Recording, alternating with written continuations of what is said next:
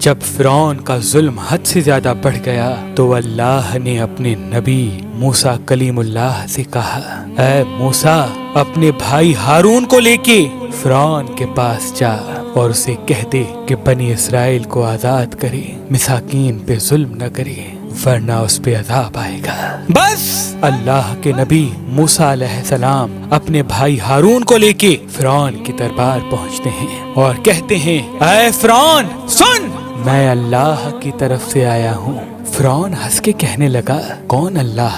یہاں کا تو رب میں ہوں۔ موسیٰ علیہ السلام فرمانے لگے، اے اپنے آپ کو خدا کہلانے والے، تیری حکومت تو ان چند لوگوں پہ ہے، لیکن حقیقی خالق وہ ہے جو مشرق و مغرب پہ حکومت کرتا ہے، جس نے زمین و آسمان کو پیدا کیا، جس کی سلطنت تلے چرند پرند زندگی بسر کرتے ہیں۔ فرعون زور زور سے ہنسنے لگا اور کہنے لگا کہ اے موسیٰ، کیا تو دیوانہ تو نہیں ہو گیا؟ اپنے کپڑے دیکھ، اپنی حیثیت دیکھ، نکل جاؤ ورنہ تمہیں میں قید کروا دوں گا۔ اللہ کے نبی موسیٰ علیہ السلام نے فرمایا، اے فرعون، اگر میں ابھی اللہ کی کوئی نشانی لے آؤں تو پھر تم بنی اسرائیل کو آزاد کرو گے، انسانوں پہ ظلم کرنا ختم کرو گے؟ فرعون کہنے لگا، کون سی چیز ظاہر کرنا چاہتے ہو؟ ظاہر کرو۔ بس اللہ کے حکم سے موسیٰ علیہ السلام نے اپنی عصا کو زمین پہ رکھا۔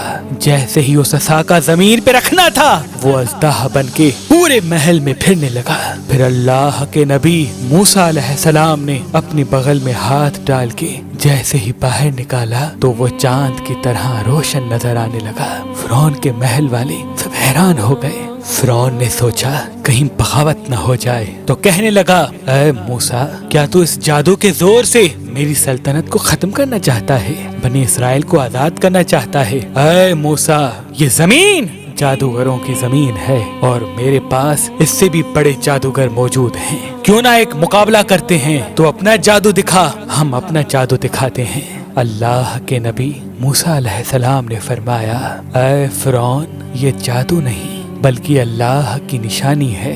بس فرعون نے اپنی قوم کے بہترین 40 جادوگروں کو بلایا جو بچپن سے ہی جادو سیکھ رہے تھے، اور ایک طرف اللہ کا نبی موسیٰ کلیم اللہ اور ان کا بھائی ہارون تھا۔ اللہ کے نبی موسیٰ علیہ السلام فرمانے لگے، اے جادو کرنے والو، جھوٹ نہ بولو، اللہ کی مخلوق کو گمراہ نہ کرو، میں اللہ کا نبی ہوں، کوئی جادوگر نہیں، میں تو تمہارے رب کی طرف سے تمہاری اصلاح کرنے آیا ہوں۔ وہ جادوگر آپس میں بات کرنے لگے، کچھ نے کہا شاید یہ نبی ہو، کچھ نے کہا نہیں۔ صلاح مشورے کے بعد وہ سب جادوگر فرعون کے پاس آئے اور کہنے لگے، اگر ہم غالب آ گئے تو ہمیں کیا انعام ملے گا؟ فرعون کہنے لگا، اے جادوگرو، جو تم چاہو گے وہ سب تمہیں عطا کیا جائے گا اور تم ہمارے خاص لوگوں میں شامل کیے جاؤ گے۔ وہ سب لالچ میں آ کر موسیٰ علیہ السلام کے پاس آئے اور کہنے لگے، یہ دونوں صرف ایک جادوگر ہیں اور کچھ نہیں، ان دونوں کا مقابلہ کرنے کے لیے تو ہم ہی کافی ہیں۔ بس